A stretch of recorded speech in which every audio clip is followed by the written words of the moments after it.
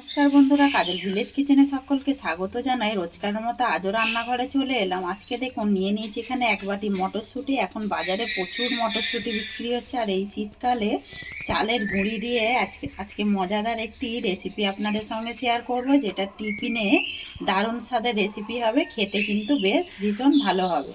তো চলুন তাহলে শুরু করা যায়। তার জন্য প্লিজ প্রথম থেকে লাস্ট পর্যন্ত ভিডিওটি দেখুন, আশা করছি ভালো লাগবে।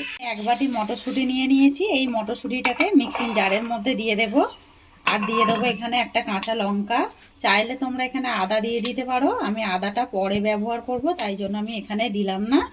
আমি আরও একটু দিয়ে দেবো মটরশুঁটি এখানে দিয়ে, এর মধ্যে অল্প করে একটু জল দিয়ে দেবো।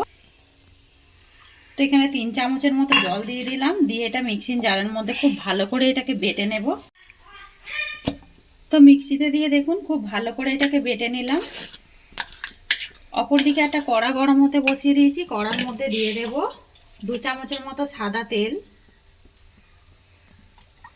তো দেখুন তেলটা দিয়ে দিয়েছি। তেলটা কিন্তু বেশ গরম হয়ে গেছে। আমি এর মধ্যে দিয়ে দেবো একটু হিং ফোড়ন। হিং দিলে পরে খেতে কিন্তু দারুণ হবে।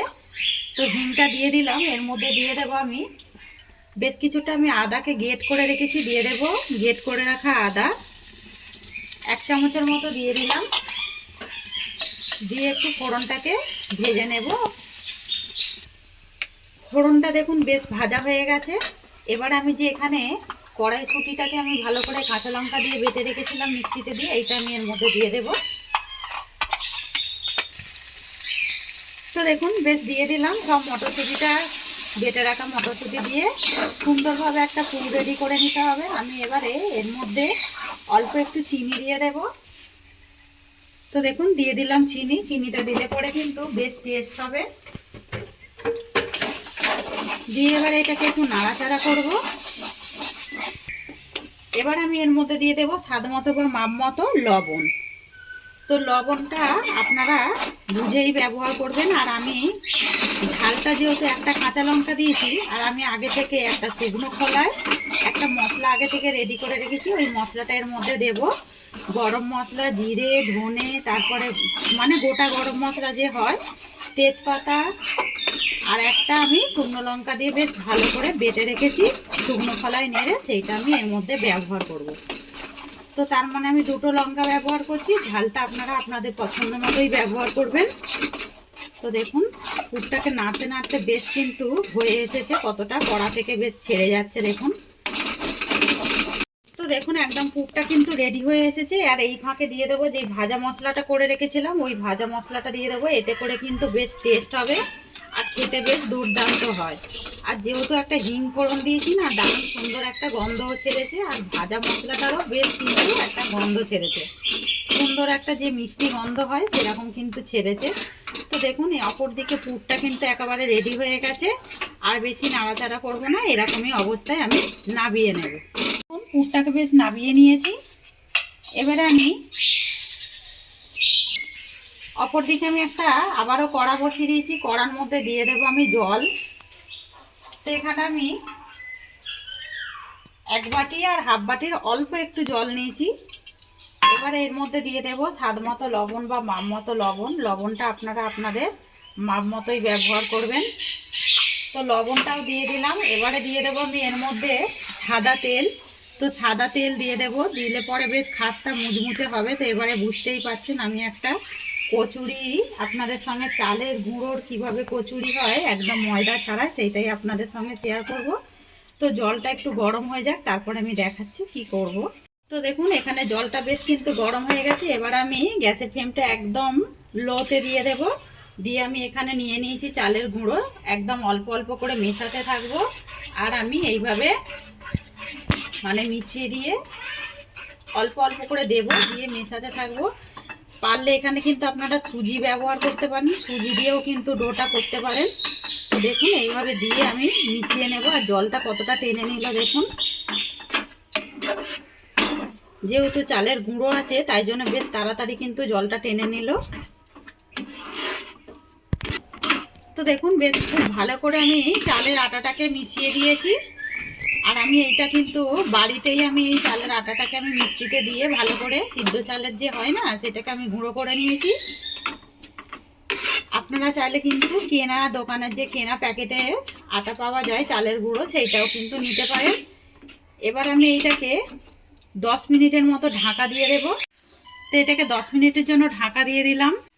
তো দেখুন 10 মিনিট পর ফিরে এলাম। ডোটা কতটা দেখুন একদম শুকনো হয়ে এসেছে। এবার আমি এই অবস্থায় একটুখানি জাস্ট নাড়াচাড়া করে নেব, নিয়ে আর নাবিয়ে নেব। আর বেশি নাড়বো না, কড়া থেকে দেখুন একেবারে ছেড়ে আসছে সুন্দরভাবে। তার মানে পারফেক্টভাবে একদম ডোটা কিন্তু রেডি হয়ে গেছে। তো একটা প্লেটের মধ্যে নাবিয়ে নেব। এখন এখানে ডোটাকে নাবিয়ে নিয়েছি।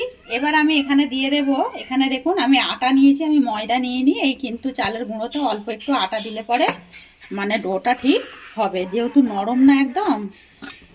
এই আটাটাকে দিয়ে আমি খুব ভালো করে মানে চালের আটাটাকে ভালো করে আমি মেখে নেব, যেরকম একটা আটা ময়দা ডো তৈরি করে সেরকমই রেডি করে নেব। তো দেখুন এইভাবে আমি মেখে নেব। তো দেখুন বন্ধুরা, বেশ খুব সুন্দর করে কিন্তু মাখিয়ে নিলাম। এবার আমি এটাকে লেচি কেটে নেব। তো তার আগে দেখিয়ে দিই আগে কীরকম নরম হয়েছে। দেখুন চালের আটা কিন্তু খুবই সুন্দরভাবে নরম হয়, আর এরকম কচুরি কিন্তু খেতে বেশ ভালো লাগে। একবার ট্রাই করবেন এইভাবে। আর যেরকম ঠিক লুচি কচুরি মানে আমরা করে রাখি, এইভাবে ডোটাকে রেডি করে নিয়ে লেচি কেটে নেব। লেচিটা ঠিক মাপের আপনারা করে নেবেন। দেখুন আমি এইভাবে কেটে নিচ্ছি। সব লেচিগুলো কেটে নিয়েছিলাম, বেশ গোলও করে নিয়েছি। এবারে আমি যেরকম ঠিক একটা বাটির আকারে গড়ে নেব। দেখুন সাইড দিয়ে ঠিক এইভাবে গোল করতে করতে এইভাবে মাঝ বরাবর গোল করে নেব। আর বেশ ভালোভাবে মাপ মতো যদি দেওয়া হয় তাহলে কিন্তু একটাও ফেটেও যাবে না। এইভাবে কিন্তু একদম দারুণ সুন্দরভাবে হবে। দেখুন একটা পুরের মানে বাটির মতো তৈরি করে নিলাম। আর অপর দিকে দেখুন যে কড়াইশুঁটির আমি পুরটাকে রেডি করেছিলাম এর মধ্যে আমি দিয়ে দেব। একটু বেশি করেই দেব, দিলে পরে কিন্তু বেশ খেতে ভালো লাগবে। দিয়ে এবার আমি এইভাবে এটাকে আমি মুড়ে দেব। তো দেখুন এইভাবে আমি মুড়ে দিলাম, দিয়ে আবারও এটাকে গোল করে নেব। আরও একটা দেখাচ্ছি কিভাবে করছি। তো এইটা একেবারে রেডি হয়ে গেল। এই একইভাবে আমি আরও একটা করে দেখাচ্ছি। তো দেখুন একইভাবে বাটিটাও রেডি করে নিলাম। মাঝ বরাবর ঠিক একটু পুর দিয়ে দিলাম, একটু বেশি করেই দিলাম। দিয়ে আবারও এটাকে আমি এইভাবে মুখটাকে বন্ধ করে দেব, দিয়ে সাইডগুলো একটু চেপে দিয়ে এইটাকে ফোল্ড করে দিয়ে এইভাবে আমি ফের হাতের তালুতে দিয়ে একটু বাটির আকারে করে নেব। তো দেখুন আরও একটা হয়ে গেল।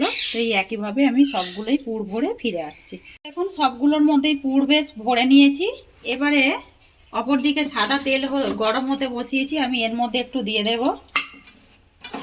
দিয়ে একটু চাটুটার মধ্যে এইভাবে একটু চাকি বেলার মধ্যে ভালো করে মাখিয়ে নেব। এখান থেকে একটা নিয়ে নেব আমি লেচি, নিয়ে এইভাবে বেলে নেব। তো চাইলে তোমরা এখানে আটা একটু ছিটিয়েও বেলতে পারো, আমি এইভাবে একটু বেলে নিলাম। তো দেখুন একটা সম্পূর্ণভাবে বেলা হয়ে গেছে, এরকম কয়েকটা বেলে নেব। তো দেখুন বেশ কয়েকটা কিন্তু বেলে নিয়েছি আমি, এখনো অনেকগুলো বেলতে বাকি রয়েছে। আর অপর দিকে দেখুন তেল কিন্তু গরম হয়ে গেছে, আমি একটুখানি লেচি কেটে দেখে নিয়েছি। দিয়ে তো এই তেলের মধ্যে দিয়ে দেব আমি। তো দেখুন কিভাবে চালের গুঁড়ো দিয়ে কিন্তু খুব সহজে এরকম কচুরি রেডি হয়ে যায় পুর ভরা। যেমন সকালে টিফিনেও ভালো লাগবে, তেমন কিন্তু এইগুলো বেশ রাতেও কিন্তু খেতে দারুণ লাগবে। দেখুন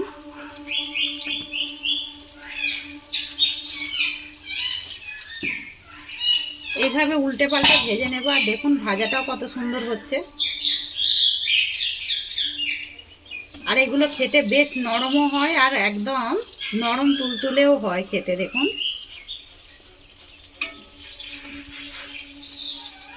একটা একেবারে হয়ে গেছে, এটাকে এবার তুলে নেব। আরও একটা আমি এখান থেকে দিয়ে দেব।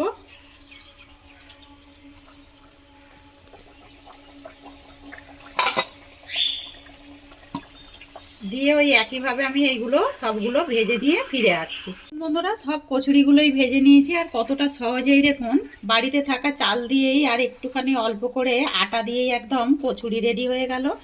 সকালের টিফিন বা রাতের ডিনারের জন্য কিন্তু দারুণ লাগবে, খেতে অসাধারণ হয় এরকম কচুরি, আর বেশ মুচমুচেও হয়, আর নরমও দেখুন কতটা নরম।